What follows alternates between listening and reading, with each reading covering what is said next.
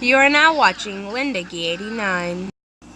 Hello and welcome to Vlogtober Day 2 of 2017.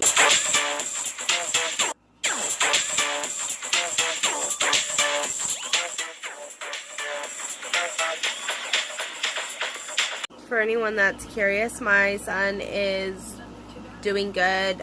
The doctor said that his it's like the very end, like right here of the collarbone that's like in the shoulder, that it's like it's broken diagonally, and he said the bone's still like in the spot that it needs to be, so they won't need to do a surgery, but they want to check him next week just to make sure that it's still there, because if it shifts, which could happen from him moving too much, his shoulder anyway, but that if it shifts, that they will have to do a surgery. So pretty much I have to let him play video games so that way he's not trying to be Batman and jumping off the couch or something. So that was good. Bad part about that was that I got into an argument with the receptionist. Normally whenever, I mean, I don't know how it is with everyone, but normally whenever I make an appointment with a doctor, if there's a copay, they let me know ahead of time about it, so I know how much it's going to be. So I went over to this appointment for my son, had the appointment, made the follow-up appointment to that follow-up appointment for next week, and the lady was like, okay, well that's going to be $103, and I was like, I don't have any money. And she's like, well ma'am, you know, that's very irresponsible of you. It's your part as the parent to make sure that the deductible is paid, and you need to pay it. And I was like, well, I don't have any money. And she was like, well, don't you have a checking account? And I was like, yeah, but I'm like, you know, other people, I have overdraft turned off and I don't write checks, so has no matter of anything. I have $0.00 to my name right now. And she's like, well ma'am, I can't just let you walk out of here. And I was like, well, you're gonna have to, because if you keep me here, that's kidnapping. She's like, well ma'am, I'm gonna have to report you to the insurance, so fucking report me. What else is there to do? I don't have money. What do you want me to do? You want me to pull it out, I don't know, out of thin air? I don't have a money tree and I don't know magic. I don't know what to tell you, lady. Anyway, I sat there and I argued with her for like 20 minutes, and she was calling me irresponsible and all this kinds of stuff, and being like, you know, what kind of example are you setting for your kids? And I don't know, like, she was like just really talking to me, like talking down to me, like degrading me. And so I did it for 30 minutes, or not 30 minutes, for like 20 minutes, and then I was like, okay, you know what? I was like, I don't have money, I can't pay you. If you're going to report me to the insurance, then report me to the insurance. That's, oh well, if that's what has to happen, then that's what has to happen. But my son's late to school already because of this appointment, and now he's going to be even later to school. So I just got up and walked out. And then by the time I dropped off my son and got back home, the doctor that had seen my son called me and told me that she checked my insurance and that all my deductibles and copays had been met, and that I didn't owe any money. And she had checked it because she heard me arguing with the receptionist at the front desk.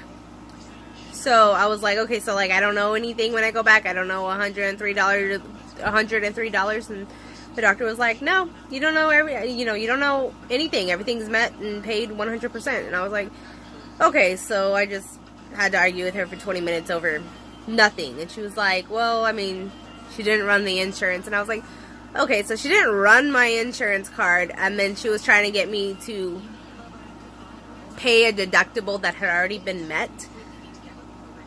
Like, you might need a new receptionist. You know what I mean?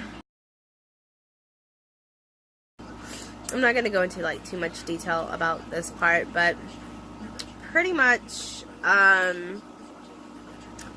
back in 2008 I had a stillbirth. Her name was Autumn, and it wasn't like stillbirth like middle of pregnancy, like I had her on her due date. Like I held her, I dressed her, you know, like she was born, you know. Anyway, you need to know that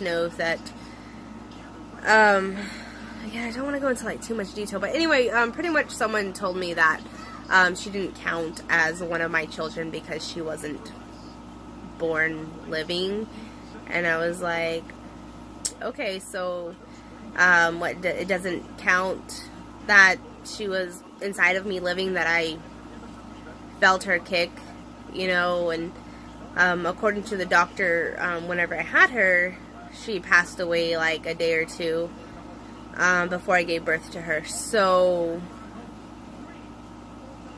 you know, I mean, okay,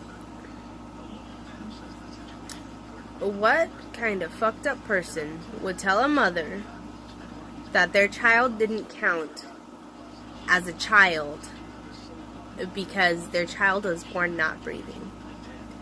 That is fucked up. I don't care who you are. I don't care how far along you are in a pregnancy. Like, it counts. It counts. You know, like, I don't know. So that happened, and then that made me cry, so I was crying for like a long time this morning. Then I came back together and I was like, you know what? I don't need someone else to tell me what counts and what doesn't count. I know that my daughter counts. I make her a cake every year for her birthday. She turned 9 this year. So 9 years I've been making her a cake every year for her birthday. You know, I sing her happy birthday, like I sobbed through it more so, but you know, she counts. She counts to me. I remember her. You know, I mean, some people, ugh. Anyway, positive note though, I thought about my daughter, and you know, it's always good to remember the ones that we lost, and to, you know, just know that they're with us. Like, even if they're not physically here with us, like, they're with us in our hearts and our thoughts, and you know, and sometimes if you like really focus, like, you can feel them there, and that counts.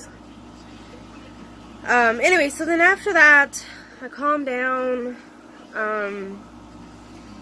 As I was calming down, I stopped crying, and I was starting to feel a little bit better. I heard the sound of scissors. That's perfectly fine until you have a 2-year-old. Anyway, so, my 2-year-old decided to cut her hair. She only cut like this bottom section right here above her ear, like this little section, as this part I had like up. So you know, it wasn't like too bad, so I can like put this part down and cover it and nobody will know other than y'all. You know, like the whole world. Anyway, so that was kind of like but good thing to that was that I now have her hair in a Ziploc bag with the date on it, and it's in her baby book, and I will be emailing that story to her. What I mean by emailing that story to her is that all of my children have their own email address that I made for them, and I send them pictures and stories of them growing up, and when they turn 18, I'm going to give them the password, and they can storm through their whole childhood from mommy's point of view. So I decided to make supper. I don't know what I was planning on making. I hadn't thought that far ahead, but my mother-in-law brought over mixed vegetables, hot dogs, and crescent rolls. Not crescent rolls. Are it crescent rolls? The ones that, like, you can roll up to make pigs in a blanket. Y'all know what I'm talking about? Anyway, so she wanted me to do those, but the hot dogs definitely did not fit in the blanket, so it was more like drabs in a roll. So I made drabs in a roll and mixed vegetables, which looked completely unsatisfying, and I didn't eat them, but my kids loved them. So did my mother-in-law. But while taking these drabs in a blanket off of the cookie sheet that they were baked on, I burned my pinky finger. Yeah. I need pain medicine. That was my day.